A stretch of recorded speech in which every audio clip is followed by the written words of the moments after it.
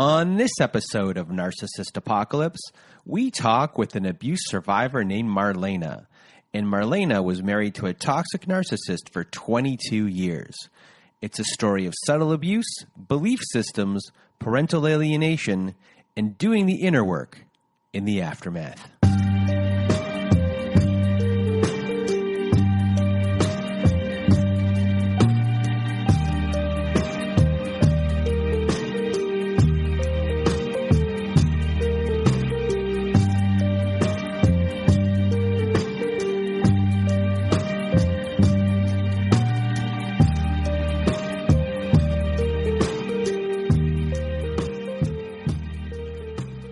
Welcome to Narcissist Apocalypse, a podcast that gives a voice to survivors of narcissistic abuse. I am Brandon Chadwick, but my friends call me Chad, and thanks for tuning into this episode. So what is a narcissist, you may ask? Well, for the purposes of this podcast, we refer to a narcissist as anyone who has displayed a pattern of behavior that shows a limited capacity to appreciate others' perspectives. It is that simple. And now, before I get out of my way and your way, and we get to our episode with Marlena, I just want to first thank everyone in the Narcissist Apocalypse community for listening to the show and sharing your thoughts by email, Instagram, Twitter, and Facebook. Also, a reminder, if you have not left us a review on whatever podcast service you use, Spotify, Apple, Google, Stitcher, CastBox, etc., please leave us a 5-star review as it helps out the show when it comes to rankings. Now, if you have not been to our website recently, please do go there if you want to be part of our show. At our website at narcissistapocalypse.com, at the top of the page, there'll be a thing that says guest form or like be a guest on the show. I can never remember. Anyway, you click on that button and, if you fill out the guest form, we have a little back and forth and eventually we'll set up an appointment. But before that, if you want to, be on our show, the quickest way to be a part of the show is to also go to narcissistapocalypse.com and to read a letter to your narcissist and be part of our Letters to Our Narcissist compilation episode. We have a voicemail recorder on our website at narcissistapocalypse.com to record. Go to narcissistapocalypse.com. It is on the right side of the page. It's always floating around. It's hard to miss. There's a button there that says send voicemail. Press it and away you'll go. It records up to about 5 minutes. It records 5 minutes. So if you need more than 5 minutes, press it a second time. You'll get 10 minutes. Press it a third time. You'll get 15. We are accumulating these letters to have a volume 4 of that episode, so send in those voicemails. And if you want me or my old pal Melissa to read your letter instead, please just send us a letter to narcissistapocalypse@gmail.com. Put letters to my narcissist in the subject line, and we will go from there. Other things on our website at narcissistapocalypse.com. Well, what do we have here? High conflict parenting courses. Yes. They can be found at narcissistapocalypse.com/courses. Yes, we have now partnered with an online parenting company called Online Parenting. And many of the courses we are offering were created by Bill Eddy. And if you listened to our episode last year with a divorce lawyer named Helen, you'll know that Bill Eddy is an expert in dealing with these individuals in court, and now he's helped create many parenting courses that will help you too through divorce, to help you support your children. These courses are the most widely recognized courses by family courts across the country, so if you want to support the show and are looking for guidance, please do go to narcissistapocalypse.com/courses. And what else do we have here for you today? Our Patreon, everyone. Yes, we started a Patreon. If you want to hear episodes that never made it to air, follow-up episodes with former guests, and much, much more, join our Patreon at patreon.com/narcissistapocalypse. And now, I just want to thank Marlena for being part of the show. And it was an honor having her share her story with us today. So, and now I am rambling. I'm just going to get out of my way and your way. Here is my interview with Marlena. Welcome to Narcissist Apocalypse, everyone. With me today, I have Marlena. How are you? I'm doing well, thank you. Well, I am not going to do any sort of rambling. I'm going to get out of my way and your way, Marlena. Thank you for being here. The floor is now yours. Awesome. Well, so I wanted to start out by just saying anyone who has ever dealt with something like this is just an amazing, strong, warrior type person. I mean, it's amazing what these types of relationships can put you through. I mean, this is just it's so hard to convey that. And as I was thinking about what I wanted to say during this kind of podcast and to tell my story, I just kind of wanted to really to say how much that, going through something like this has been so traumatizing and so hard. And you try to say, well, how do you put that in words? And I don't know. I'm going to try to do the best I can as far as that goes and hope that it lands on the hearts of those who are currently going through something like that and who don't even know maybe that they're in a relationship like that. Because my story is that it's kind of crazy as I start out, but I was married for 22 years. And I guess I can start by saying that when you get into these types of relationships, it's so charged, and there's this charisma, and there's this infatuation and love, and like these fireworks. I mean, I think that most of these relationships are so fast paced and so wow, who is this person? And how did I get here, kind of thing, but you're so swept up in it. And for my story, when I met this person who is now my ex-husband, I was 17 years old, and he was 2 years older than I was. And we connected at our high school, and right away I knew that there was something about him. I just kind of felt like, man, there's this air about him. And so, of course, he was good looking and he was charming, and some of the things that he would say, were just kind of like, wow, this guy's really smart. And I kind of immediately put him on this, this pedestal. And I looked up to him because he was also, he was 2 years older than I was. And of course, all the girls kind of really liked him and thought he was just so cute. So it felt like an honor that he paid attention to me, which is so crazy to say that now. But we started talking, and right away there was this feeling that I had, this supercharged feeling, and I never had experienced it before. And so I thought, oh my gosh, I even remember saying to myself, this is going to be my husband.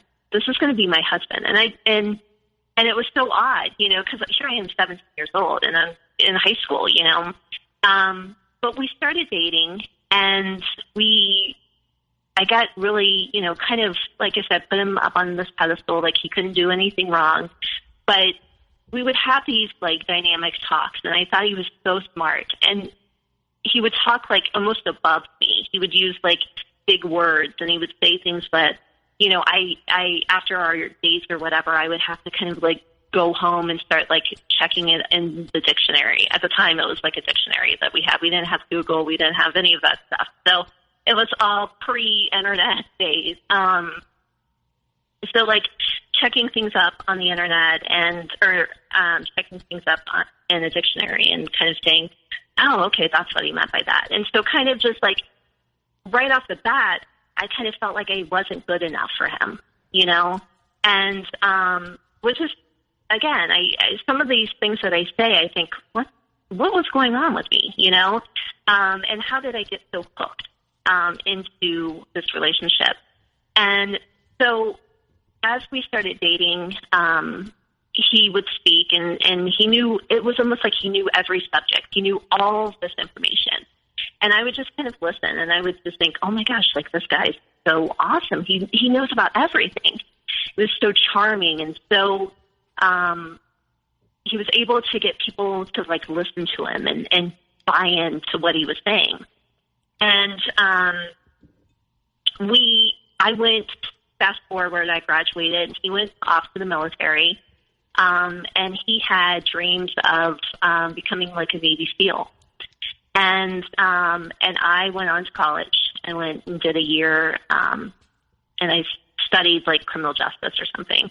And during that time, he kept talking about, like, I want to get serious with you. I think we can really, like, I want you to be here with me. Like, there's nothing more than I want. And so I kind of was like, well, what do we do? Like, do you want to get married or something? And he came home off of leave and was like, let's kind of do this. Let's get married. And he asked me to marry him. And of course, like, my mom is kind of like, like, have you lost your mind? You're like 19 years old, and I was like, I don't care. I like love him. I love him. So, I started planning the wedding, and he went back to, where he was stationed at. And so we were kind of like, corresponding on the phone, like, oh, do you like this? Do you want this? Whatever, for the wedding. And he didn't really take much interest in it, but I kind of thought, like, yeah, it's the guy thing, whatever.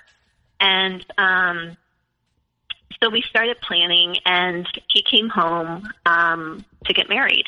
And when he did, I just noticed there was something, like, starting to go on with him. Like, I noticed, like, he was drinking more, and he had always been kind of like a drinker before.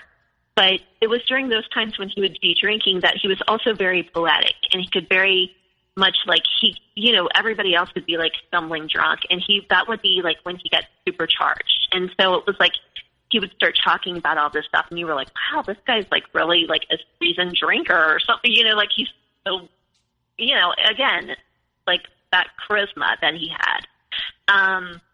And so when he had come back from, when he was coming back home to get married, we, like, it was the day of the wedding. And I got to the wedding, and, it was a small, intimate wedding. And my bridesmaid came up to me, and she's like, you know what? He's really drunk. And I was like, really? Like, really drunk? And she's like, yeah, he's pretty drunk. Like, he's pretty wasted. And I was like, oh my God, like, okay, but she didn't really want to stress me out. She was just like, let's get this done, whatever. So the wedding came, and you could tell that he was, like, wasted. And I was just like, oh, like, that's such a bummer, because we planned this for, like, almost a year. You know what I mean? We had, like, my mom and my dad, I'm, like, an only child. So my parents really, like, wanted to make it special, and they had put a lot of money towards this. And it was, like, my special day kind of thing. And it felt like he almost really didn't care, you know what I mean, in a sense. And so during, we left the wedding after, we said our vows and everything like that. We got pictures, and we got into the limo, and he's, no, like, let's go get drinks, and the limo driver's like, oh, you guys are going to the reception. Like, don't worry about it. And he's like, no, like, let's stop at the liquor store. And I was just kind of like, that's so weird. Like, we're married. Like, what the heck? Like, why we got to go to the liquor store, So we pulled in, and he gets out, and he grabs some, like, I don't know, vodka or something like that. And we get to the reception, and everyone is just, like, congratulating us. And we had, like, I think 200 people at our reception. So it was a big kind of party. And it's a big wedding. Yeah, big wedding, and so many, like, family members and friends that had come in. And it was just, like, such a nice thing.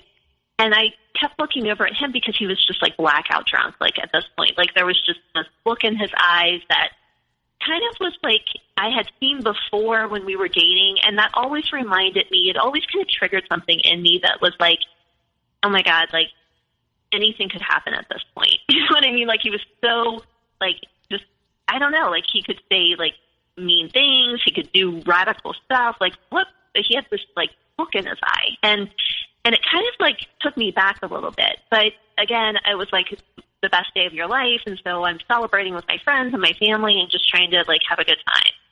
And so we wrapped up with the reception and we went on, to, like our hotel and everything like that. And 3 days later, we left and we went back to where he was stationed at, which was Florida.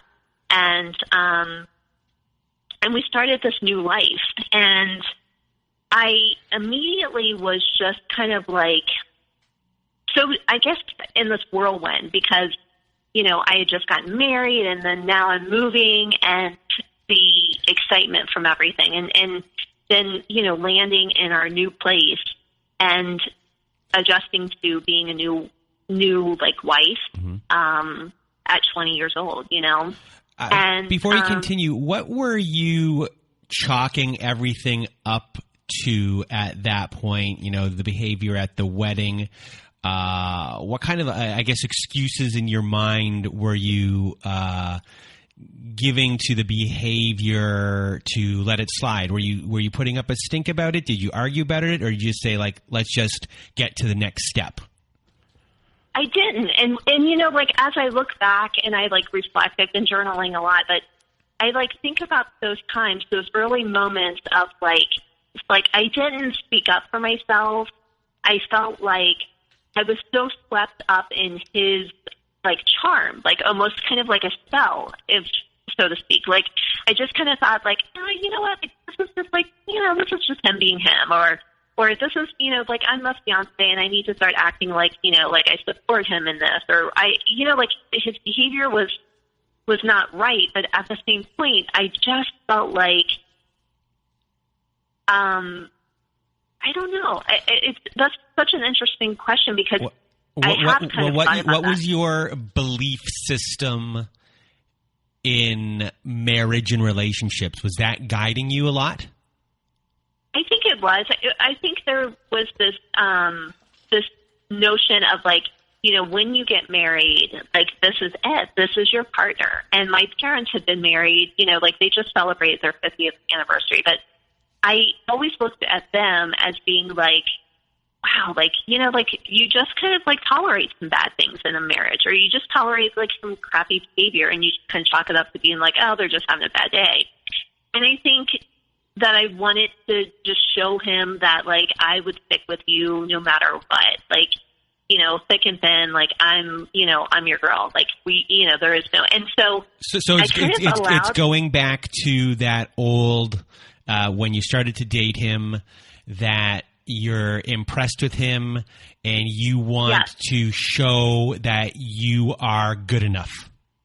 Yeah, I think a lot has to do with like that internal feeling of like, like if you simmer everything down, like it's that, I don't feel good enough. I don't feel worthy. Something in me started that chain reaction. And so therefore I had to hustle into this relationship thinking that like I had to prove to you, like I am good enough. Like I am your girl. I'm going to stick by you.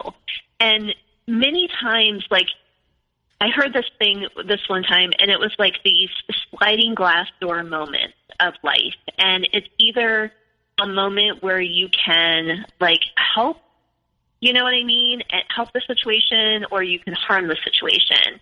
And I just kept feeling like I'm always going to help the situation. Like I'm going to stick by you. I'm going to be there. I'm going to do this for you because this is who I am. And I love you. And, love to me meant like accepting any and all behavior, you know what I mean? No matter at what cost, even if I was betraying my own personal, like, oh, this doesn't feel so good, but I would ignore that voice inside. And it was kind of like, well, like this is what a good wife does. You know what I mean? Like that kind of mentality started right away. And I think it even started, like I said, like when we were dating and I would like come home from a date and my parents would say like, oh, how was your date? And I'm like, oh, fine. As I went up to my bedroom and I started like checking up the dictionary, like, oh, he used this word and it was this, or I'm reading like trivia pursuit cards because I want to have some sort of conversation that I can engage with him about, because I felt like he was so smart and so like bright that I didn't have anything to offer. You know what I mean? Mm-hmm. Which is like so damn sad when you really think about that. Like, where did that start at? You know what I mean? Like, I have been, you know, just trying to like simmer that down because I'm like, where did that start?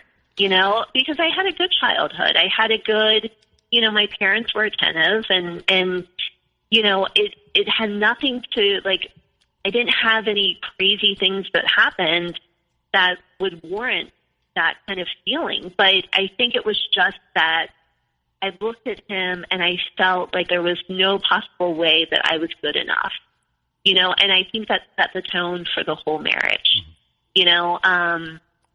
And you were 17 years old when right.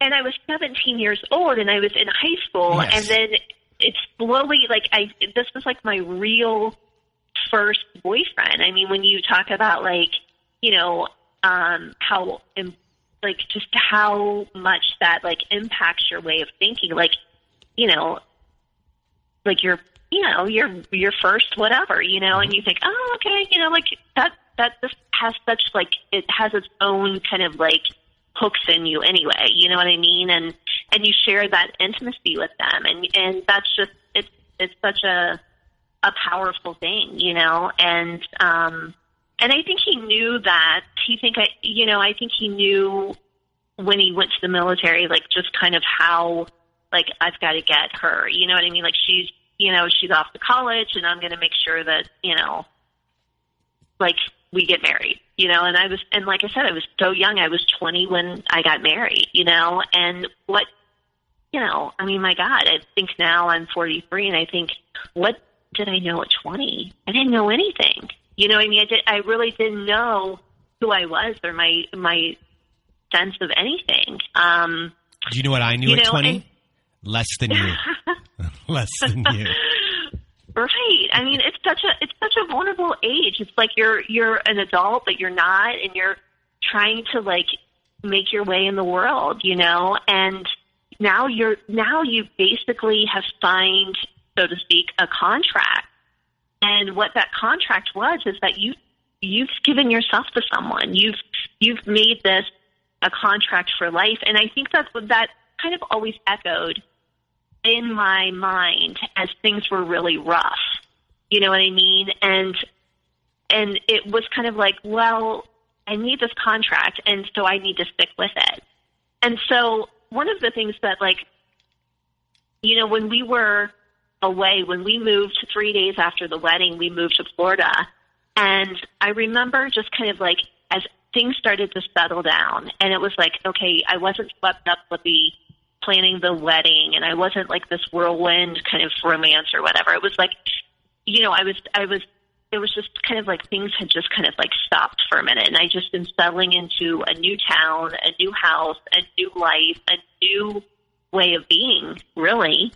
And so I'm here, and, you know, I happened to be doing like, this was one of the other things that I kind of just was like, wow, why didn't I say anything? Like, you know, there were so many of those like red flag type things, but, you know, I was doing his laundry, and I was like, you know, like picking stuff off the floor, and I found like this big, like, I don't know, like probably a strand of like 5 or 6 condoms, like, you know, like just like unopened condom, like pack or whatever. And I like held it in my hand, and I'm thinking, because he lived in that apartment before I had even gotten there, like he had already set up everything, and he was living at that apartment. And so when I got there, I just like, you know, was like, oh, I'm home kind of thing. But I like looked at that and I thought, I wonder if he had been cheating on me at all, like before we even got married. Like, you know, I just kind of was like, that kind of gave me like this, and then I remember throwing that away. And then like maybe an hour later, him coming in through, you know, from work, walking in through the door. And I never said anything. Like I never, like most women I think would be like, oh my God, well, what the hell is this? Like, I found this. What do you know, like just go ballistic. But I just, again, it was like one of those moments that I was just like, oh, you know, and I just quiet myself and I silenced myself.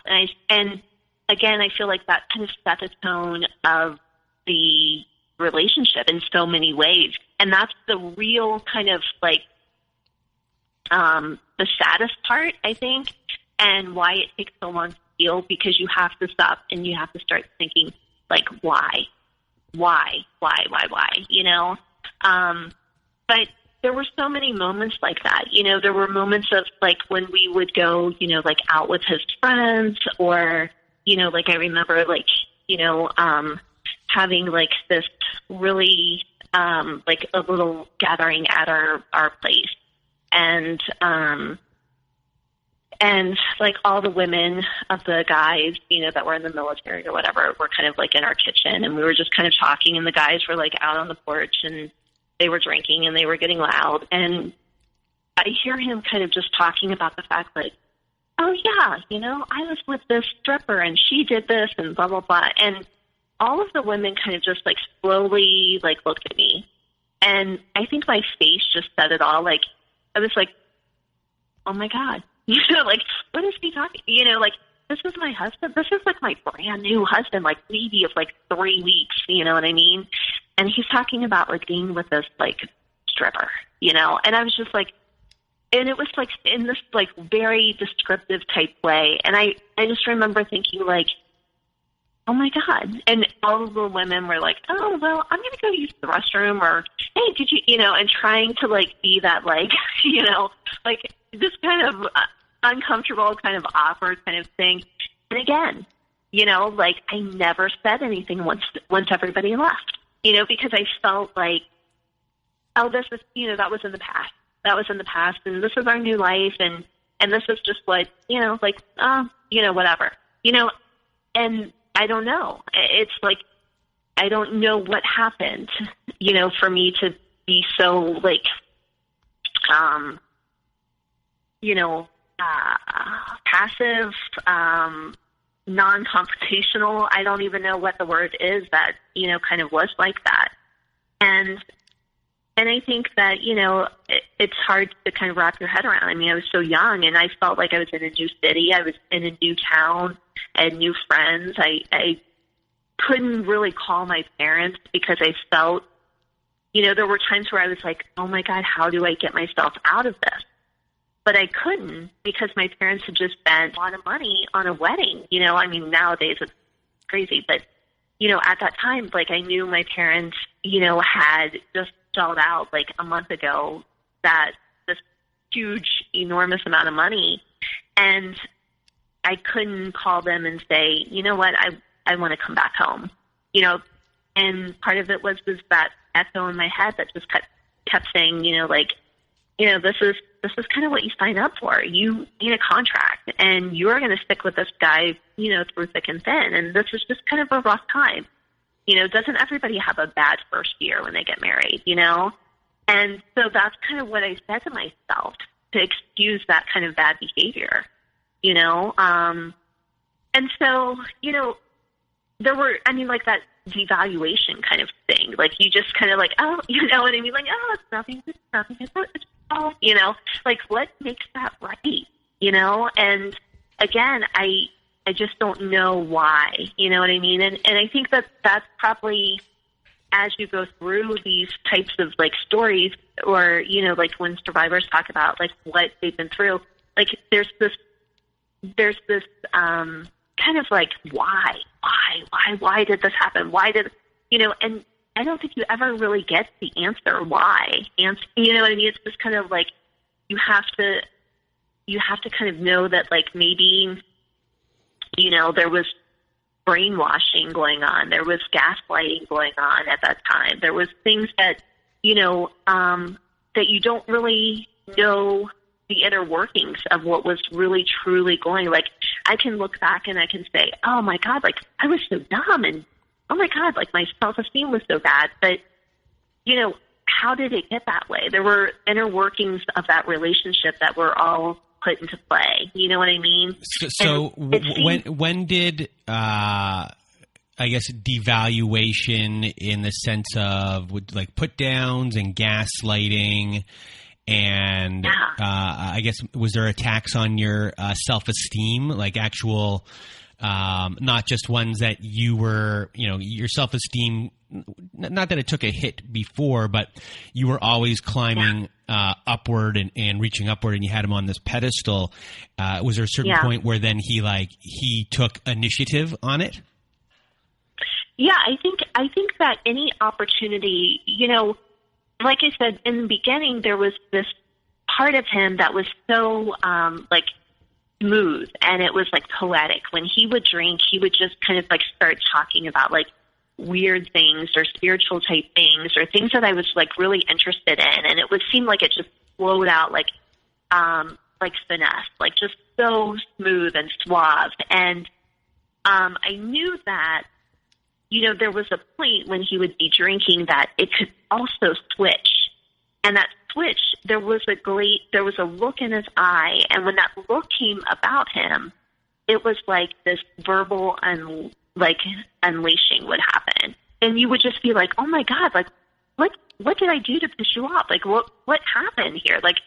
We were just talking about this. We were just talking about a band, and it would be a look in his eye. And I don't even know, it was a reptile, thinking now, I just feel it was just a reptile, something came in him. And so then, the next day he would wake up and I would be so traumatized, oh my God, and I think that's when I kind of started to speak up. I would say God, what happened last night? We were having a good time and all of a sudden you just started saying all this crazy stuff, and you were talking out of your head, and you were saying, and he would be I don't know, what are you talking about? No, I would never say that, And so then I started to question myself. I started to realize did I feel maybe I said something? I don't know. Maybe it was me. You know what I mean? Maybe it was just me that shouldn't have said this band was really good or whatever it was. I was making excuses for whatever, because there was no sense of responsibility for him. He didn't say, oh my God, are you kidding me? I said that to you. There was just kind of I didn't say that. What are you talking about? That's so crazy, And so I think that's when I started to learn this anxiety dance that we would do, or walking on eggshells. If I say this, then that means that he's not going to, kind of jockeying for him not to say these things. But what I realized is that anytime, he really wanted to, he could unleash. And I was reading in this book, this one time about the fact that most guys who are like that, the verbal abusers or whatever, that also use drinking as an excuse, drinking doesn't make someone do that all the time. There is that, but they already have that in them. They already have that venom in them. Drinking just allows it to come out more.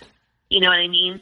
And at the time I couldn't understand, because I'm God, we're newlyweds. Do you not like me? What, it was almost kind of he didn't, there was this, I didn't feel he really liked me. You know what I mean? Let alone loved me, let alone wanted to spend the rest of our lives together. So I kept hustling. I kept hustling for my worth for him. You know what I mean? If I just do this better, if I just act like this better, if I just, and so that became the framework of our marriage, and, I had one of my very best friends, she, came and visited us, and right away she kind of said, are you happy? You know what I mean? And I said, oh yeah. I'm super happy. Our life is great here. And, and she said, are you sure? You okay? You know what I mean? That kind of thing. And I saw at the time, I was kind of mad, because I was why are you asking me that? I'm okay. Yeah, I'm fine. Everything's fine, kind of thing. And and so I just, kind of got used to this, little dance that we would do, and very often, I mean, that's how we kind of, how our relationship was. He would be all about him. It would be whatever he wanted. And I would just make sure that okay, yeah, you're good. That's cool.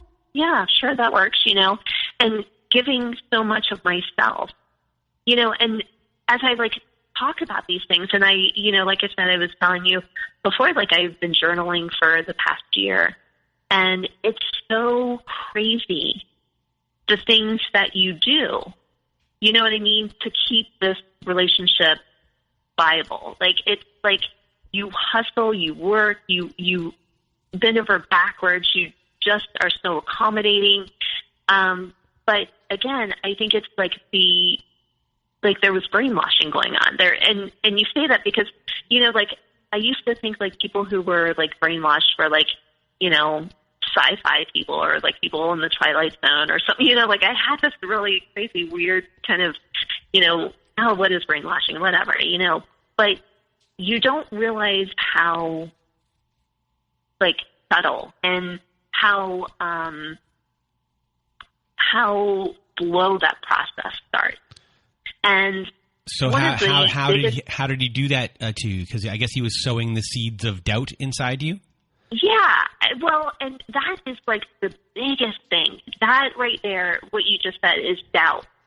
Doubt is the biggest thing that I have had to overcome when, like, leaving this relationship, because I was so, like, there was so much doubt. Like, if I just did this better, if I just did this better, was I this, the self-blame and the self-doubt that you have when you leave these relationships is just like, for me, it was like the biggest thing that I had to wrestle with, because that's really kind of the hallmark of it, is planting those seeds. The biggest thing though, like how it kind of just started is just those little subtle things, those little things that like and the only example I can kind of like really lay it out is the fact that like therapy was a big thing. You know what I mean? Like, he would do these kind of things, these little, like, where I would question my sanity, or I would question, like, did I really hear that? Did he really say that? If I just worked harder, if I just did this differently or whatever, and I would start to kind of question my sanity a little bit, or maybe I was super anxious, or maybe I was like feeling depressed or whatever it was. And so he would start to say, like, maybe you need to go to therapy. Maybe you need to kind of like work on like whatever's going on with you, And so I would kind of take the blame. I would take the fall for whatever was going on. And I would like my life, I almost spent like probably, 10, 15 years in therapy. My life became like a therapy project. You know what I mean? And I'm thinking, there was nothing really traumatic that happened to me that I need to, see a counselor every week for, But it was almost like he would turn situations. And to give an example, I mean, there's so many things, but like he would just kind of like turn situations to make it kind of be like my fault. Like there was no, like he didn't take any responsibility for anything. There was never like, oh my God, like I really screwed up on that. Like, I'm so sorry I hurt you. Or it was always like, I didn't say that. What do you mean? I would never do that. I would never say that. And so then I'm like thinking to myself, like, oh my God, like, am I okay? Like, do I need to go see somebody? Okay, yeah, I guess I do. I'm going to sign myself up for therapy. So I would see a counselor and I would talk about like, maybe it was this issue back in, 1980 that happened to me, or maybe it was this or that or whatever. And it just became like this unraveling. And it was almost like he enjoyed me being the problem, so to speak, so he didn't have to face anything, or that I became like labeled as a crazy one. Or you're too sensitive, or you're just taking things the wrong way, and that was hard, you know what I mean? Because there was no sense of responsibility. He didn't take any. He didn't care, you know what I mean, enough to fix any kind of problems. It was always kind of like laid on me, And when we started to have kids, I have 3 kids. We have 3 kids together, and it was more of that kind of thing. Like, it was slowly like, I'm going to go out with my friends or whatever. And I would wonder, like, I would be home with the kids or my daughter or whatever when I first had her. And it was like he was still in that party mode. But I also know that, like, when he was going to come home, that there was going to be this verbal unleashing. Like, he would just kind of, like, say something crazy. So I would always try to be in bed with my daughter. And I would just say, like, oh, I went to bed, kind of thing. So I didn't have to hear him. So I think some of that was, like, that he was, like a binge drinker, alcoholic kind of, guy. I know that he was. But, I used to think that the whole thing would settle down, or that it would be okay if he just got sober. I thought that would, like, fix everything. And so I would, like, encourage him, like, hey, like, you need to get help. Like, you need to really, and he would just say, like, no, I can quit on my own.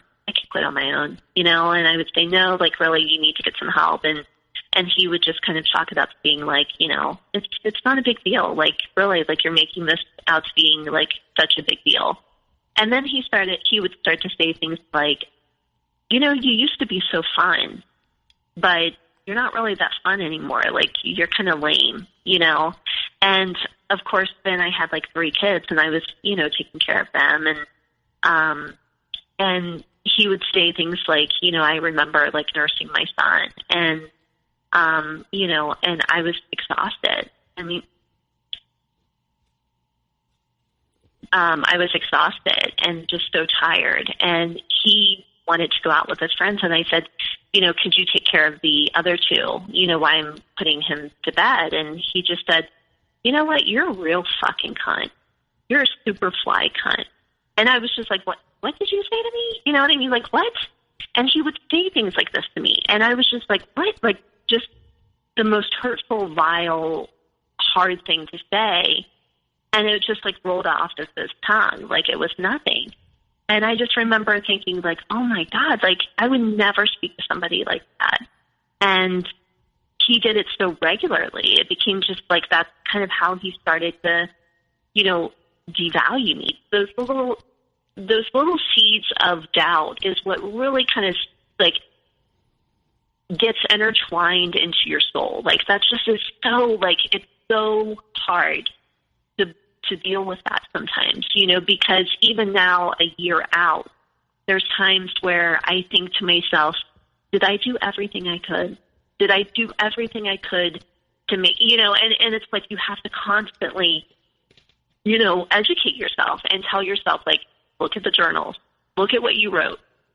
Do you think that is love? And, one of my very best friends, like, after she was killed, I went into this deep, dark depression. I was so, she was my childhood friend, and she was there from the birth of my kids. She was there for every single thing that I can remember. And being an only child, I felt like she was like my sister. So she was killed, and I just lost it. And I could not regain myself for probably a year. And it was the hardest time of my life. But there were times where I could see him almost like, why are you still crying over that? Like, why are you sad? Like, you need to move on with your life. Like, things happen, you know what I mean? Or like, things happen. And I would just be like, okay, like, maybe I am too sensitive. Like, maybe I need to get it together. And then I would, like, kind of be like, oh my God, like, maybe, like, grief would just come over me. And it was almost like he didn't have any compassion for that, or there was like this lack of empathy or feeling or whatever. Like, he couldn't relate to why I was upset, And so, I think he resented sometimes the fact that I was grieving, and he couldn't fix it, And I didn't expect him to fix it, because you can't fix that, It's just something that you have to just, kind of allow yourself to, go through, And I think he kind of hated that. Mm-hmm. But we, after we, like were married for a while and stuff like that, we decided to come back. And we wanted to, like, we both were kind of getting into like holistic health, and we were, wanting to open up like a yoga studio. And so I got certified as being a yoga teacher, and then he also got certified as being a yoga teacher.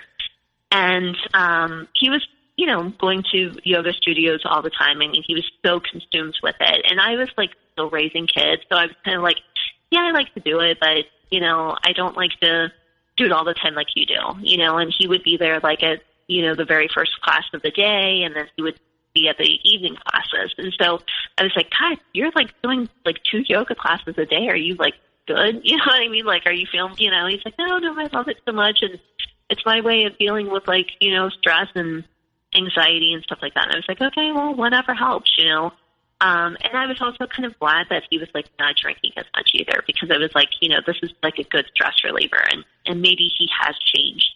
And I started to notice like, he's not really wearing like his wedding band anymore. You know what I mean?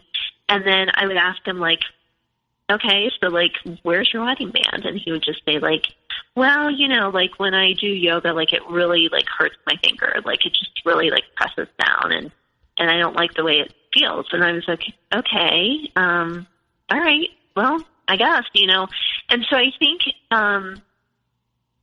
hindsight is always 20/20, like that should have been like, something's going on. But again, there's the betrayal of yourself, where you just kind of don't question things. You just kind of go with it. You just kind of, sweep it under the rug, like, oh, maybe that is true. Maybe he doesn't like wearing the ring or whatever. And so he would say things like, maybe I'll get a tattoo of my, wedding band or whatever on my finger. And of course, he never did, but it was just something that he kind of strung me along and would say that. And, I ended up like, I was cleaning out some stuff, and I found it in this like craft box, like this, like where all the markers and Play-Doh and stuff like that was. Like, I found his ring like stashed there. And I just kind of like remember thinking like, it really didn't mean anything for him to like put it up like next to his nightstand or anything like that. It was just like crammed in this like random box of crap, you know what I mean, that my kids had. And I felt like an ick factor. Like I was just kind of like, what's going on here?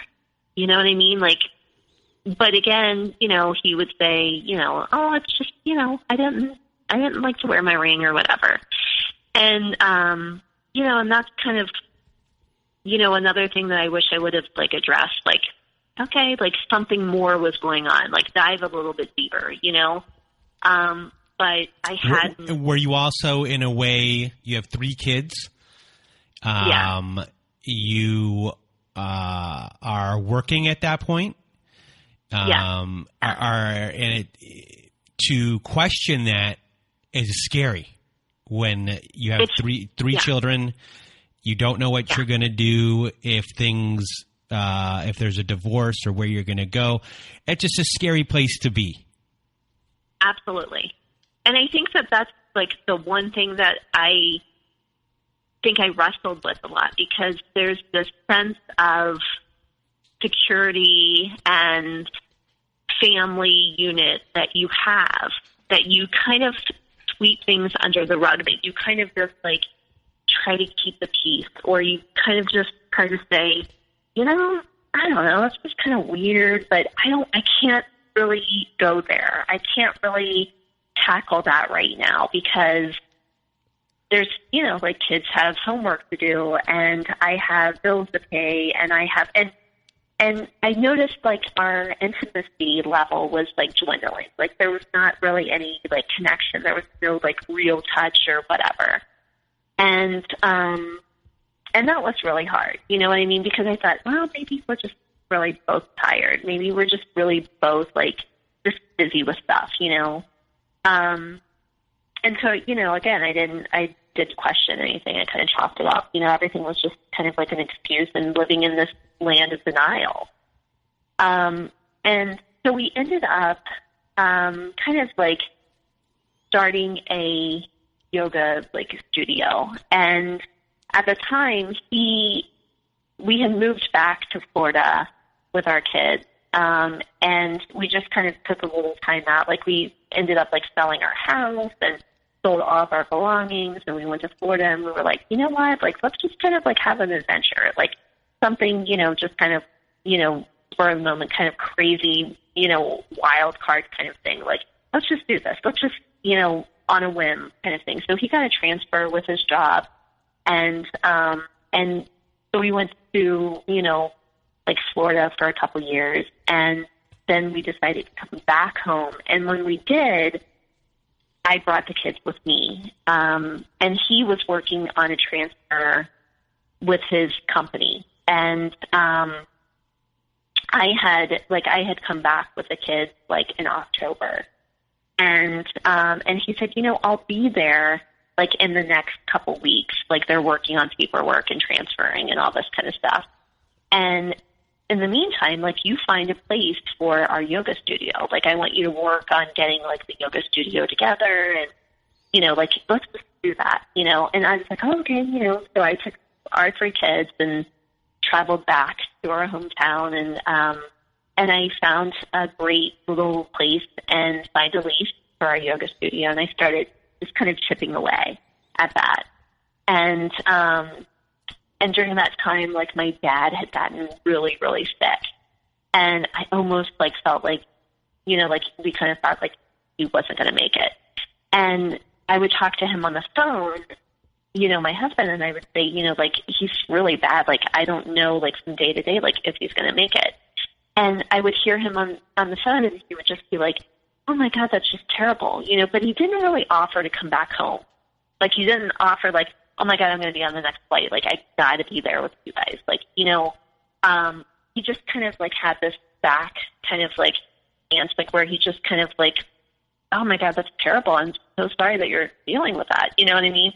And at the time it was like, I have 3 kids, but I'm, each one was like in elementary school, middle school, and high school. So they're all scattered, different schedules. And I was chipping away at this yoga studio. And then boom, where we were living, my dad was really sick, and my mom was just back and forth to the hospital. So like life was in complete chaos and craziness.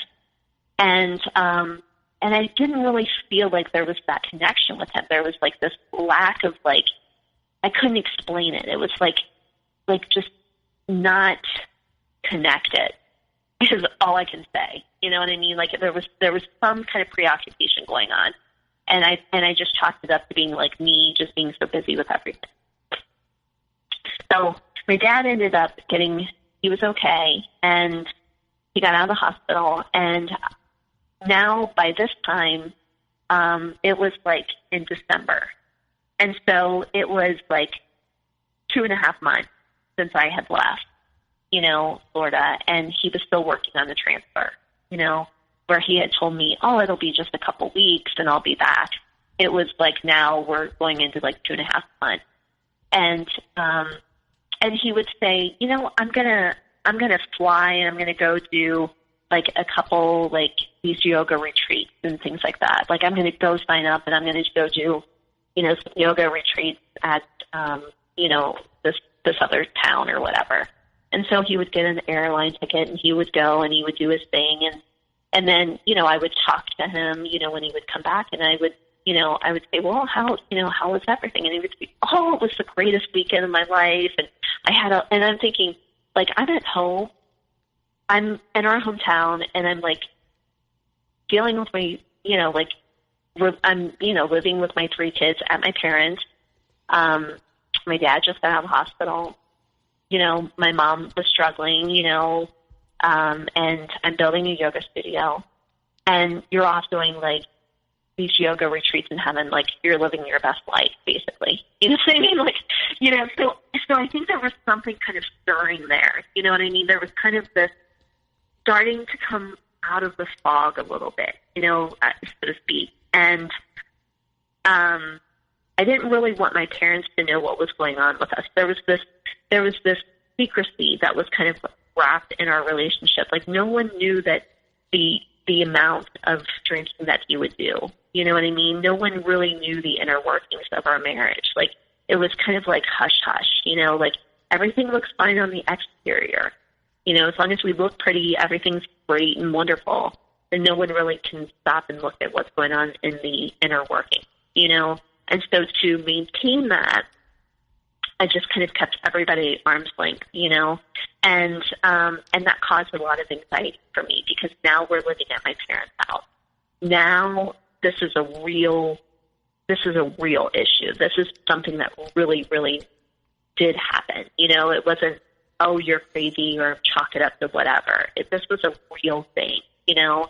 And it scared me. But then at the same time, there was this part of me that was like, oh, but he's a yoga teacher. And, oh, but he's like super, we have this yoga studio now, and he's working, and the security and the family unit, like, I can't pull the trigger. I can't, like, this is like a house of cards. Like, everything is built on this. You know what I mean? And so, like, if I really tell him to get out, like, we don't have a house. Like, we're living at my parents'. Where is he going to go? You know what I mean? And so, like, there was part of me that didn't really want to, like, you know what I mean? Like, there's this enabling part I learned, you know, through the process of this, is that, you know, there's a little bit of codependency and enabling that I had been kind of either groomed for or that I allowed in some ways, you know what I mean? Mm-hmm. But it was dysfunction, you know, that was happening. But I knew that, like, oh my God, we couldn't look like we were falling apart when we had just started this business. We had just started the yoga studio. So if I could just get him sober, then that would be okay. You know what I mean? And so, of course, then he's telling me this whole time, like, you know what? Well, you know what I'll do is I'll just stop drinking.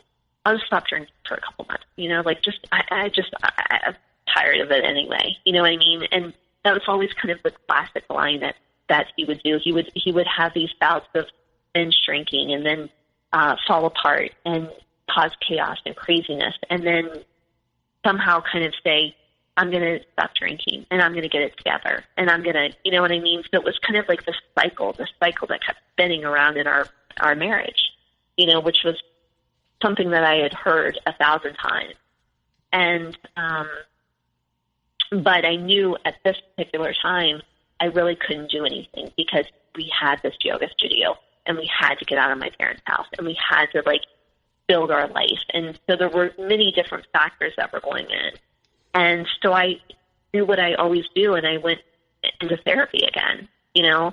And this time I thought, you know what, I'm gonna go for the big guns, because I really need to fix myself. I don't know what's wrong with me. I don't know why I feel so anxious. I don't know why I feel so depressed. Like, what is wrong with me? And so I signed up to start doing EMDR therapy. And EMDR therapy is a lot of trauma therapy. I had a really amazing counselor that really was like, during one of our first sessions, she said to me, "Are you ready?"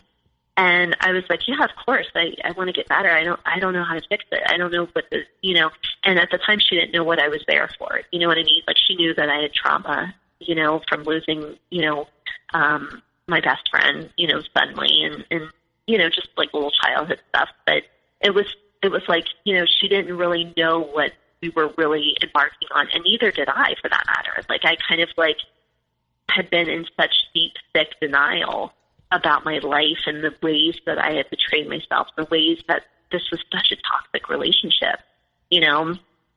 And so when I started to go to therapy, you know, we would work on these little traumas, and we would start to unleash those, and she would get me clear, and she would say, you know, like, how do you feel about this? And I would be like, oh my God, so much better. Like, we were making some real headway, you know what I mean? And I was feeling like, wow. And during this time, she was also kind of like counseling me about, you know, some other things. You know, she would say, like, how's your relationship with your husband? And I would say, oh, you know, it's fine. You know, but she kept, like, prodding me. She kept, like, poking. And it was like this elephant in the room that I wasn't really willing to, like, look at. I was willing to do the work about the other stuff. Like, I was willing to go to the dark pits of like, losing my friends suddenly and other like weird little childhood stuff or, traumas or things that I had had in my past. And I was willing to go to those depths, but I wasn't really willing to talk too much about my relationship with my husband. And then like we started to like, she started to poke and prod and she would say things like, how is the intimacy? How is this? And so each week kind of revealed another like layer upon layer. And she said, I want you to really start to talk about that. I want you to open up about like what you're feeling about this, relationship. And I slowly started to like peer inside. I was starting to slowly uncover some things. And the more and more I started to like dive in, the more and more it started to like the fog started to lift. And I realized that I was in a very abusive relationship. Like there were so many things that started to surface and the things that he would do, or like I would be, like the things started to kind of come together. And I was just like, what's happening? And oh my God, is this really what our relationship is like? And it was like I couldn't gaslight myself anymore. I couldn't chalk it up to being like, oh, we're so busy, or oh, this is just the way it is, or oh, this is a good wife does, or I couldn't do that anymore. It was like something had happened where my whole, the only way that I can kind of describe it is like Sleeping Beauty. Like I just woke up and I looked around and I was just like, oh my God, this is my relationship. And I had to like, once you see it, you can't go back to sleep. You can't go back to sleep.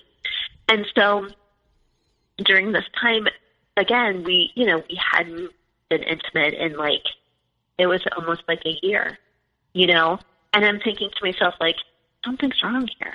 Something's really wrong here, and we weren't connecting. It was kind of like he would do these binge drinking things, and then he would get back on he would be able to binge drink for a couple of days and then get back on the wagon and then go teach a yoga class.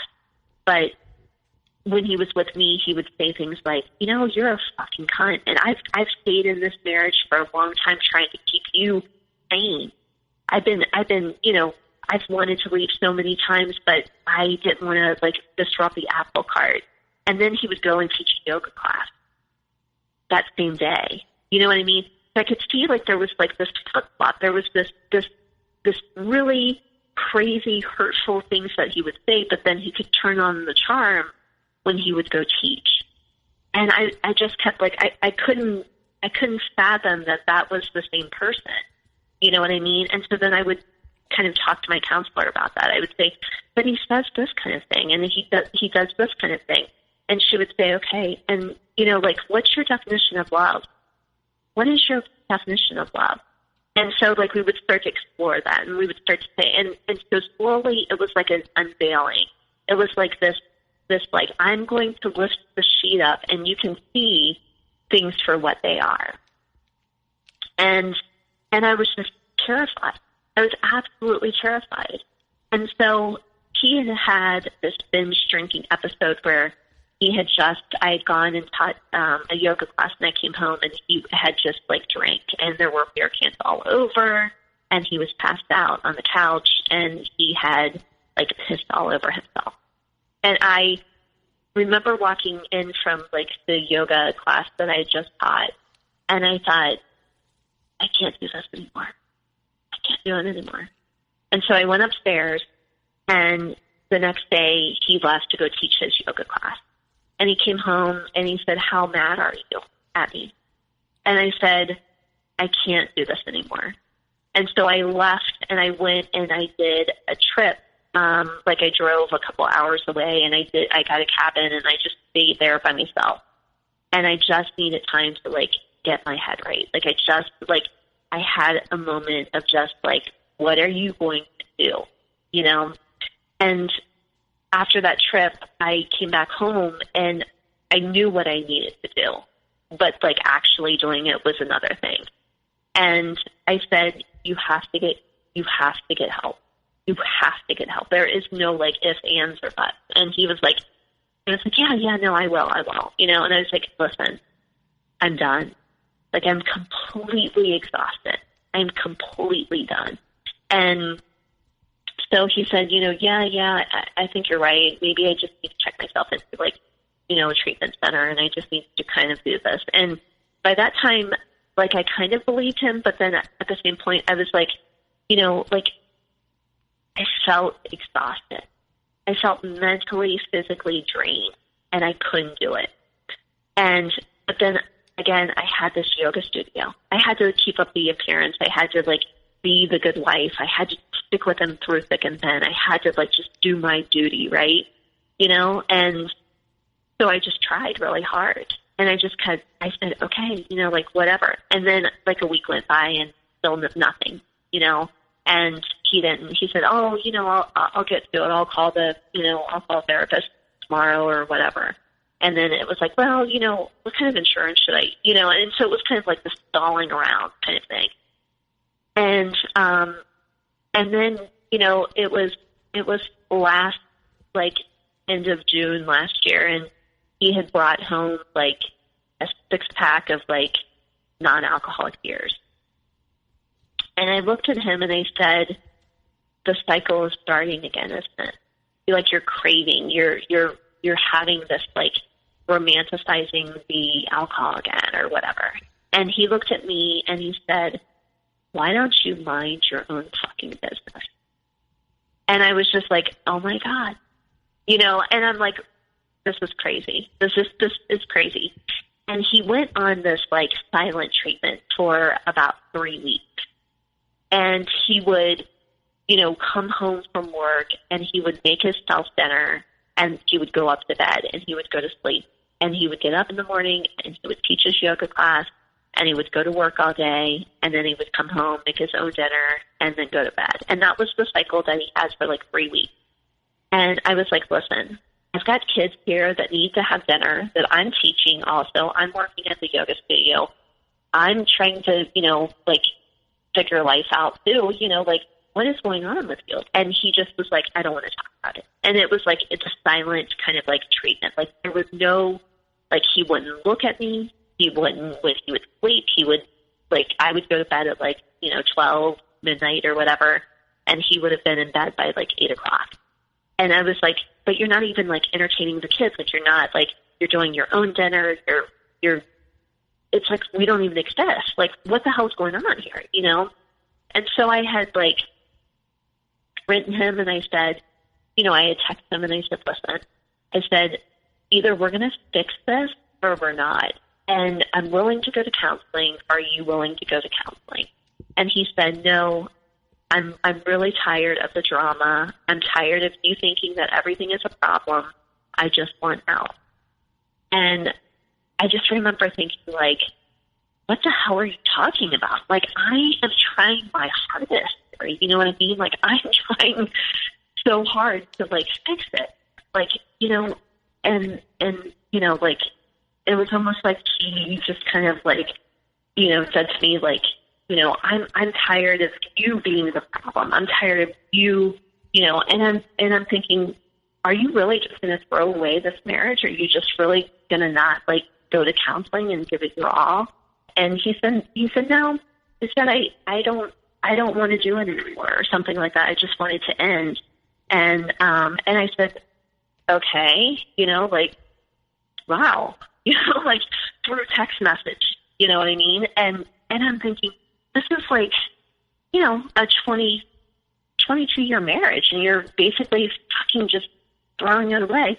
And I said, well, if you're that unhappy, maybe you should go and try to find like a place. Maybe like separating or something, Again, this is all through text message.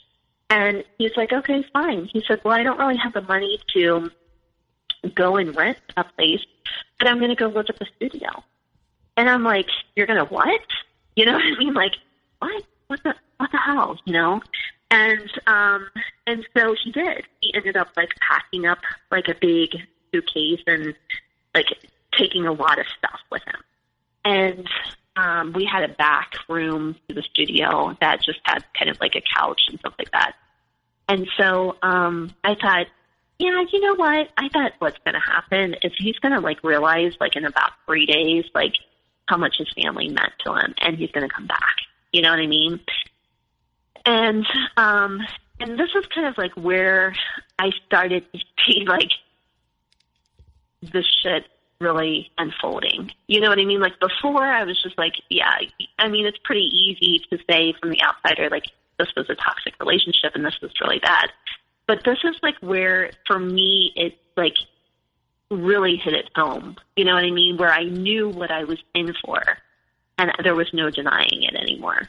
You know, so he had moved out and he was living at the studio, and he would send me these messages that were basically like really hateful, you know, just kind of like poking me and saying things, you know, and I would be like, you know, you're really not doing anything to help the situation. Like, do you want to go to counseling? And he's like, no, I just wanted to end and all this stuff like that. And how much child support do you think that you're going to get from me?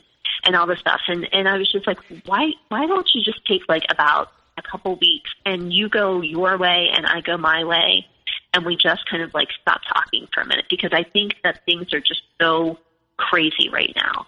And he would send these just really hateful like messages, like, you think you're gonna, you know, take everything that I have and all this stuff, and I'm going to show you, you know, and I was just like, why are you saying this kind of stuff? Like, just chill out, like, stop, you know. And I would ask him, like, do you like need to come home to get a shower? Do you like, you know, I know our studio doesn't have a shower. Like, what are you doing? And he's like, no, I bought a gym membership and I'm going to get a shower at the gym. And I was like, okay, like, all right, fine. You know what I mean? And I would say, like, are you going to come home and see the kids? Are you like, and he's like, yeah, I'm going to be here at this time and I'll pick up the kids and take them out to dinner. And I was like, okay. You know, so it was kind of like this really weird dynamic that started to happen, you know. And during the course of this is like, he would, like send messages, and I would say, you know, like, what's your intention? Like, are you really like, we're not going to go to counseling? We're not going to do this anymore? And he would say, like, he's like, no, I just, you know, like, I can't stand you. I can't, you know, like, you know, like, you're just a fucking bitch and you're this and that. And I was just like, oh my God, like, we're two yoga teachers. Like, aren't we supposed to have our shit together? Like, aren't we supposed to, like, you know, like, I don't know, like, it just felt like it was the most toxic thing. And it was like degrading, and it was mean, and it was like belittling little things that he would say. And he would pick up the kids and he would take them out, you know. And at the time I was having like problems with like my 15-year-old. And I was like, why is she so like mad at me? Like, what is going on? Like, I couldn't understand, like, why, like, you know, it was beyond like the rebel stage. It was like, you know, yeah, like, you know, I would be like the heavy on things, like, no, you're not allowed to do this, or, you know, like, no, you're grounded for doing this. And he would undermine that. He would start to mess with that dynamic of the parent-child kind of relationship. Now I know what it's called, like parent alienation, but at the time I kept thinking, like, what's going on with her? Like, why is she so angry at me? Like, this is not my fault. Like, this is not, and she would be like, you know, just getting really back talky, and she would say things like, you know, she would stand up in my face and say, like, you know, fuck you, Mom. And I would be like, what did you just say? Like, get up here. I'm like, you're not going to speak to me like that. And this one particular time that she had kind of got into my face, I told her, I said, you go up to your room. Like, I'm done. Like, I'm not going to do this right now. And she was, you know, I hear her on speakerphone, and I thought she was like talking to her boyfriend. And she just said, you know, like, yeah, she's a real fucking bitch. And I just, you know, I can't believe how she acts. And then I'm like standing by her door listening to her as she's talking about me. And what I thought was her boyfriend on speakerphone was actually my husband. And he was saying to her, like, you know what? Everybody thinks she's a saint. But you know what? We know who she really is. And I want you to try to get that on film. I want you to try to tape her so that way I can bury her. I'm going to take her ass to court and I'm going to bury her ass. And I remember thinking to myself, like, what the hell is, like, he's like Oz behind the green curtain. You know what I mean? Like, he's been pulling the strings for her to act out with me so he could be the good parent. You know what I mean? It was like this very crazy thing. Like he would tell her, like, you know what? I've been working my whole time that we've been married and your mom has never done anything. And I'm like, that's not true. Like, I've worked, I've been raising kids. I've been, like, working in a nonprofit for 10 years. I worked at a hospital for, 5 years. Like, what are you talking about? But he would tell my kids, like, I've paid for everything and your mom's not done anything and your mom blah, blah, blah. And, like, he would say those things to my kids. And then I would have to kind of deal with that backlash of, like, yeah, Dad really has done all this stuff for you, Mom. Like, why, And then I knew that when that started to happen, that there was no more trying to repair this relationship. Like, it was like, we're done. You know what I mean?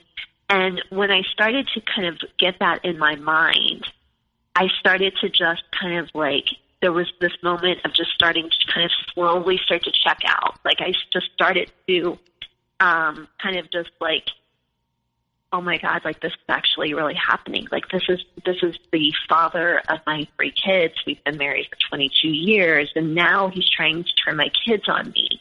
And that was, like, incredibly painful. Like, there are no words that describe that. Like, the fact that you're already having problems with, like, the kids were struggling with, like, this separation, and, they were, in their teenage years, and then you throw that kind of stuff on top of it. Like, there's just some real demonic forces that were happening. You know what I mean? Like that's so horrible for them. You know what I mean? It was horrible for me because it was like, I couldn't fix it. And it was like, they almost kind of were, believing everything that he was saying. And then therefore, when they would come home, they would, like, rebel. And it was hard. It was hard to, like, try to not dive into the pit with him and start, like, mudslinging. It was like, if you believe that, then I'm sorry. Like, that's not true. But you know what I mean? And I would try to, like, really get my wits about me. But at the same time, it was so incredibly painful because, especially with my daughter, I was just like, like, what is happening? And she would have such, like, heat for me, you know what I mean? And I couldn't understand why, and so my birthday came around and I wanted, like, all my kids there. And he had orchestrated this scenario where my daughter started to, she was with him and she started to, like, unleash on me. You know what I mean? She would say, like, you think you're a great parent, but actually you're really not. Dad and I see right through you. And, and I was just like, oh my God, like, I have my parents here. It's my birthday. And right now I just feel like curling up in bed and just sobbing my eyes out. Like, I just couldn't function. I was like, and it was so hard and so hurtful. And it was really wild. It was almost like he was still, teaching at the studio, but then it was like he was doing these little shady back things, to get back at me.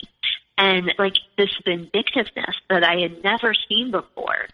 And when you're messing with, like, your kids and you're messing with the mother of your kids, like, there's something that just, like, turned on for me. Like, you don't mess with my kids. Like, you could mess with my head so much, but when you start to mess with my kids, that's a whole different game changer. You know what I mean?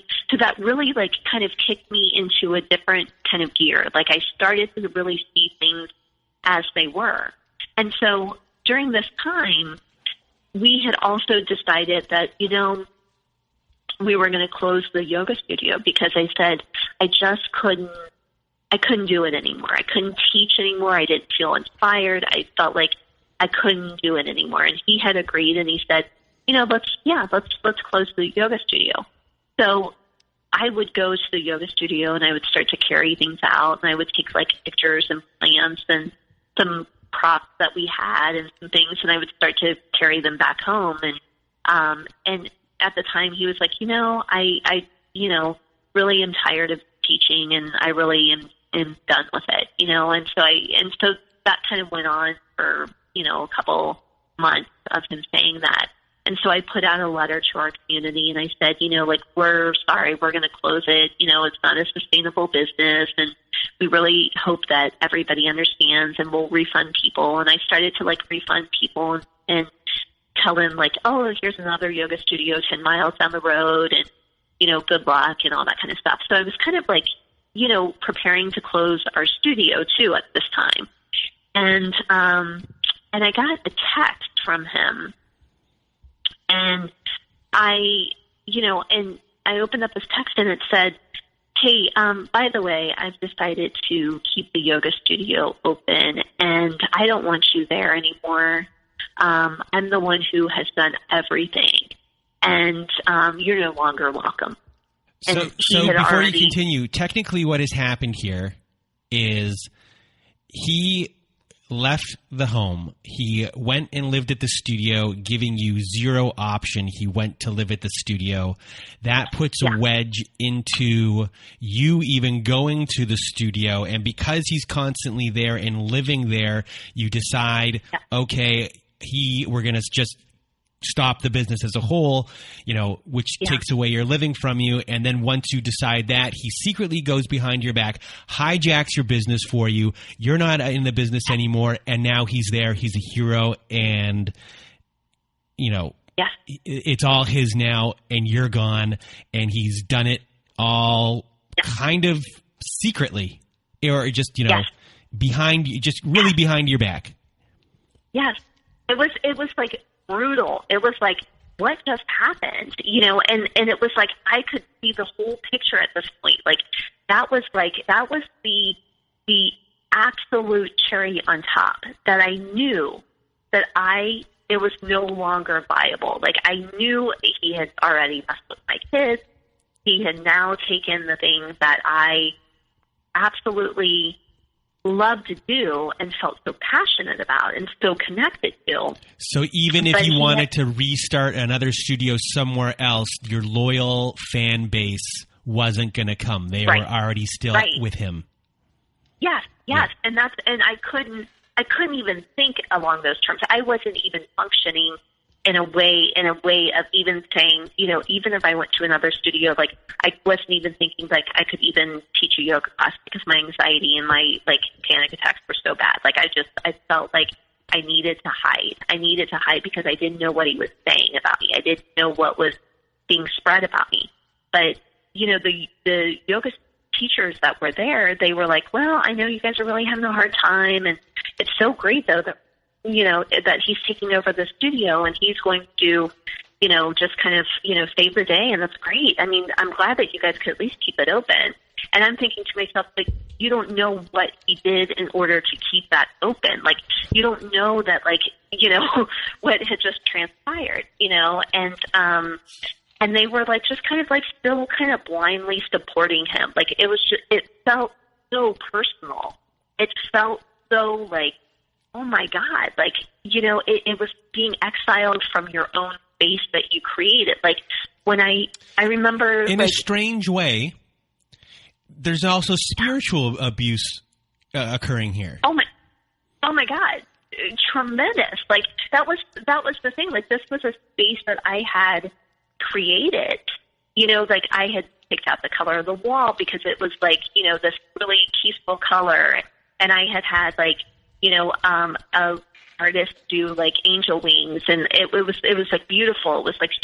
It was everything that I had wanted and dreamed about, and I had really hoped that my intention for the space is to every time I taught a class, I said to myself, like, let these walls, let this energy, let this healing help whoever needs the help. And so I was so invested in the space and creating such a great, peaceful space that I, was so proud of, and that other people felt welcome, and that it was a space of healing and wonderfulness. And then it was just ripped from me. And then I couldn't even go back to that space because now I felt completely violated from that space. Like I couldn't, the very thing that I needed at that time was yoga and healing, but I couldn't go back to my own space. Like it felt like all these people around me were still enjoying the space, but I couldn't be there. You know what I mean? And it felt so personal and so violating that I couldn't even, I was curled up on my couch and I was sobbing. I mean, that's how I spent so much of my time. It's just like, I can't believe this was a space that I wanted to have healing for people and good workshops and good practice and all this other stuff. But now it was like everybody else in our community was, saying, oh my God, I'm so glad that he's at least able to keep it open. I know that these two aren't going to work out, but I'm glad that he's able to keep it open and good for him, that kind of thing. And I thought, but they don't know what that meant like for me. You know what I mean? Like it felt like I was screaming at the top of my lungs and no one could hear me. And it felt like so stifling. And I just like shrunk down. I just like went internal and like about a week later, at this time I still had filed for divorce. And a week later he said, I'm going to sell the house. And I thought that was like, we're done. And I didn't have any money. That was the other thing that was kind of preventing me. I was asking my family, I was saying, I need, this amount of money to start to file for divorce. Like, I know this is what I need to do. And it was causing me like tremendous anxiety because I didn't have a credit card. I didn't have like means to really, like, my credit wasn't that great. I didn't have like rich parents. I didn't have like a rich uncle or anybody that I could like reach out to. And I was really, really knowing that like the only way that I can get away from him, and like he could really actually just come back to the house if he wanted to. He could do all of these things and he could still attack me. It felt like attack. And so I felt like this sense of anxiety. And I happened to be talking to a really good friend that had also been a friend that had kind of gone to the yoga studio, and she had taken my yoga classes. And I told her, I just opened up and I said, I know that you have gone through something like this. I don't know exactly your circumstances, but I'm in a really bad place right now. And I am trying to get money together to give to an attorney so I can file for divorce. Like, I don't know what else I could do. And she said to me, and I didn't talk to her with the intention of like, oh my God, do you have money that I could borrow? It was just, I needed to unload, and I needed like just for her to hear me, because I knew that she had been through something along these lines. I didn't know exactly what had happened. But as I was talking to her, she said, how much do you need? And I told her how much I needed. And she said, I want you to meet me at this place at noon, and I'm going to help you. And I was like, what did you just say? And she said, I'm going to help you. And I went straight to my lawyer's office, and I said, here's money, and I want to file right now. And she was like, okay. And so she did the paperwork, she filed it, and he absolutely went nuts at that point. He could not believe that I got the money. He could not believe that I filed. And from that point on, it was like game on. I don't know, like, I think in breakups, there's this hard part of, oh my God, this is really hard, like the memories. But with these type of breakups, with the narcissistic abuse type of breakups, it is just a destruction of your soul. You know what I mean? It shatters your illusion of what I had thought my marriage was. Like my feelings with him were 100%. Like we're team us. Like we're yay. I got you. You got me. And I always thought that that's how it really was. Like I got you. You got me. We're a team. Yay. You know, that kind of stuff. And my love was pure, and my affection for him was pure, and I thought he walked on water, and there was this built up kind of thing about him, and I loved him so much. But when I really looked at it, and when I started to question what is my definition of love, would someone that I love hurt me like that? You know what I mean? Or the things that he was doing, was that really love? Like, would I do that? Like, and so I just started to really kind of get a grip on that. And it was hard. It was really, really hard. And,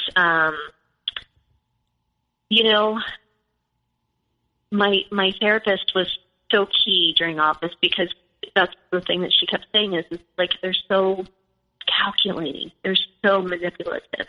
They gaslight you. They brainwash you. And just those terms were like bold terms. And you hear these terms and you think like, yeah, brainwashing. Yeah, that probably means that. But when you're in that, when you don't see it, when you don't understand it, you don't know what gaslighting is. You don't know that they twist things, they shift blame, that they can't take responsibility, that there's trauma bonds that happens. There's cognitive dissonance where you romanticize all the good parts, but yet you know that deep down there's this other part of them. And the back and forth, the devaluation, idolizing you, the back and forth. And so it creates this strong trauma bond, and hell, I didn't even know what that was. I didn't know what that was, but I had to slowly, therapy, education, all of that stuff was just like key to getting myself to think clearly, because I kept wanting to go back, even after all of that, even after all of the things he'd done and said and took away from me, and the relationships that he ruined for me. I still wanted to romanticize him. And that's when I knew that I was really sick. That's when I knew that, like, man, you have got to shine a light on your own self, and you have got to pull yourself out of this gutter, like, that you are in. Like, you are going to have to do some major work. And, it's the recovery of that is messy and it's brutal. And I remember not wanting to eat and to push everybody away. The anxiety, the panic, the racing thoughts that I had, the depression, the, praying some nights that I wouldn't wake up because I knew that the journey was so intense. Like the recovery would be so hard to go through, my sense of security was gone. My safety was gone. How would I ever trust anyone ever again? Like, this was somebody, that I absolutely adored.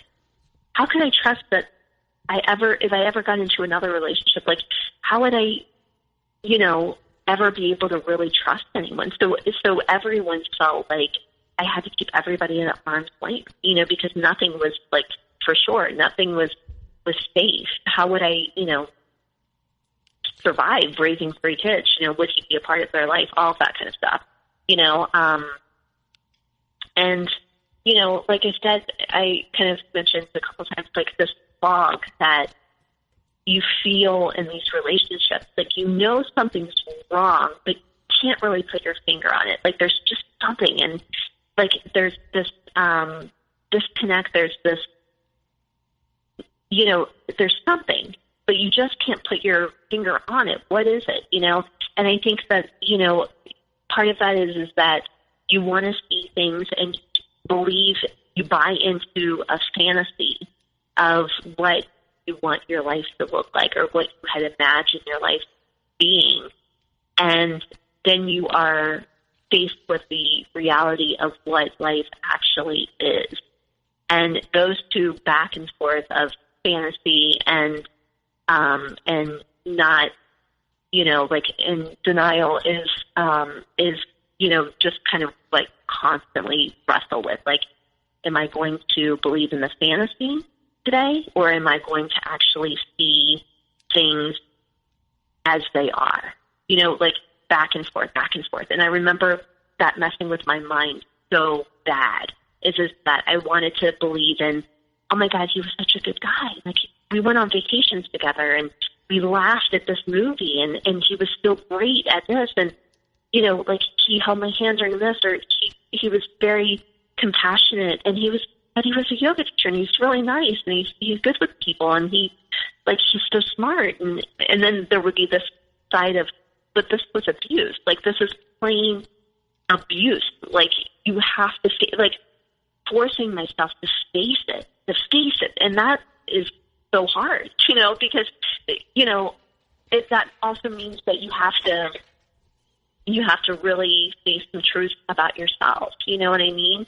And so I think that's really hard. And, and then the also recovery of that is that you're left with tremendous triggers. You're triggered. You hear a song and it takes you back to, oh yeah, we were riding in the car, and and then that starts the whole reaction in your body, a whole chemical reaction, and nightmares. I have nightmares of it,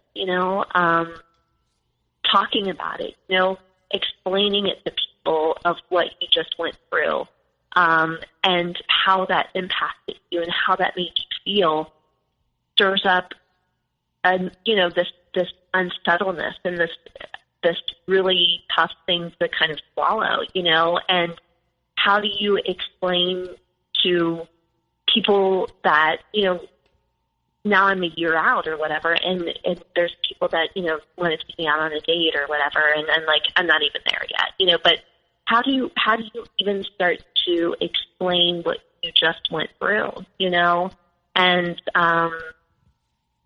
and I think that's really hard, you know what I mean, to really verbalize. Like, I know emotionally and physically and psychologically what I went through and the way that it's impacted me and how it actually changed my brain. Like, when I see him pull in to get the kids, there's this anxiety that comes over me. And I'm like, okay, guys, come on, hurry up, get your bag, okay.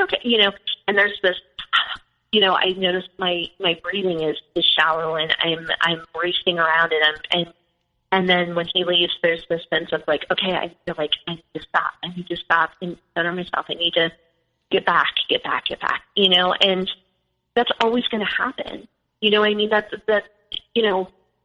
it's a permanent mark on your brain that this person did to you. It's a violation. It's a spiritual violation. It's a physical violation. It's a criminal act that was done, and how do you ever put into words what that felt like?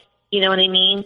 And, so, as I recover a year out, it's been the most painful year. And a lot of the time it feels like I'm walking up this very steep mountain that's very muddy, and that I'm like giving it my all, and I'm climbing up as hard as I can, and I slide down.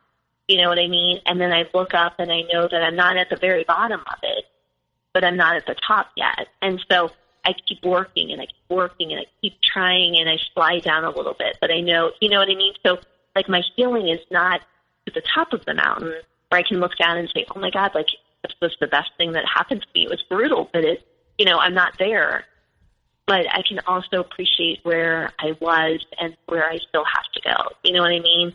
And, now I look at him in such a different light. When he drops off the kids, I know that, like, that would have never worked. Like, I did the right thing. You know what I mean? And because there's a piece of that. And not only that, but I also, had struggled too, because he had moved on very quickly. He had actually started dating, a yoga teacher, and she works at the studio, and so it felt violating again. It was like another lashing that I got, you know what I mean? And I felt like, oh my God, like it sent me in a spiral. And I thought, but she's also like half his age. And I thought that's exactly what he wants. He wants someone that is easy to manipulate. He wants somebody that is easy to, you know, put him on a pedestal just like I did. Like I can see myself in her. And my friend had asked me, and she said to me, like, oh my God, like he's dating this girl that's super young. And, you know, and I said, but that's exactly what he wants. You know what I mean? That's exactly what will work for him, because, you know, I was once that girl's age, and I also believe like she does. And I think she probably feels like she just got a really great person in her life, but she has no idea what that ride is going to do to her. You know what I mean? And, you know, and it will absolutely destroy her if she does not wake up. You know what I mean? And so I don't feel anger towards her. You know, I don't feel anything like hateful towards her. I feel sorry for her, if anything. You know. So before we end off the show, I just have a couple questions. Is your divorce finalized? Yes. Okay. So yes, and it was finalized during all the COVID stuff. And I had really talked to my attorney, and I said, you know, like I am really struggling with like being in the same room with him. Like there's this, you know, anxiety that I have. And she said, you know, like maybe, you know, we can figure out something. Well, COVID happened, and so we actually had our divorce granted over the phone. So it like worked out really great. It was like I didn't have to face him. I didn't have to be in the same room with him. I could do a 5-minute phone conversation with the judge, and it was over. Mm-hmm. So that is like done. And you know? How is your relationship with your children? So my relationship with my kids has never been better. Okay. My kids are doing really well. My 15-year-old is now seeing the light, and she is disgusted by her dad because she came to the conclusion, and she said, you know, I feel like I was manipulated. I feel like dad would like unload on me, and he would say all these things about you, and I couldn't understand why he would say, like, what kind of parent does that kind of thing? And I would just kind of like sit back and just say, you know what? You know, like I would try to validate her feelings, but I didn't want to be bashing on her dad, and I still don't bash on him. I validate how her experience is, you know, and she now is struggling, like my kids are struggling with the fact that like he moved on so quickly, and that he's got a young girlfriend, that my oldest is like, you know, 6 years younger than his girlfriend. And so they all kind of really don't want to hang out with him. They don't want to see him too much, you know.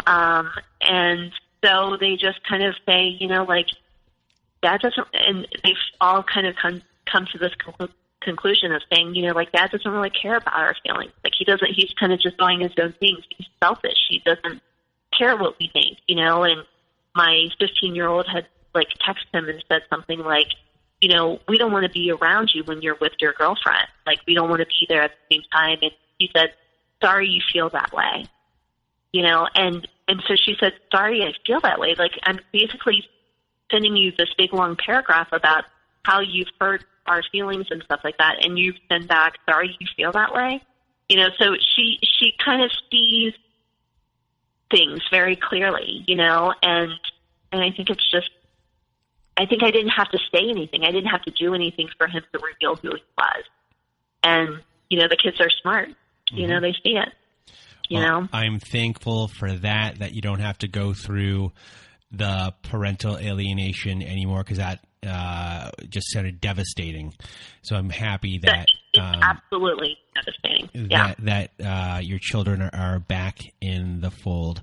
Thank you so much for having me on here. And if I could just add the fact that, like, there was this really, like, this short little poem that really rang true with me, but it was something about the phoenix. And so it goes, and just as the phoenix rose from the ashes, she too will rise, returning from the flames, clothed in nothing but her own strength, more beautiful than ever before.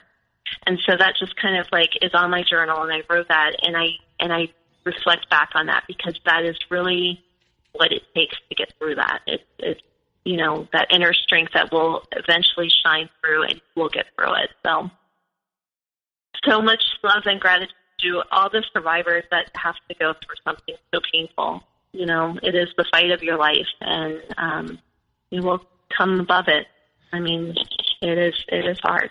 Well, thank you for sharing that. And I really just want to thank you for coming on the show today and sharing your story with me and everyone else. It's been an honor, and I hope for everyone else out there listening, I hope you all have a good night.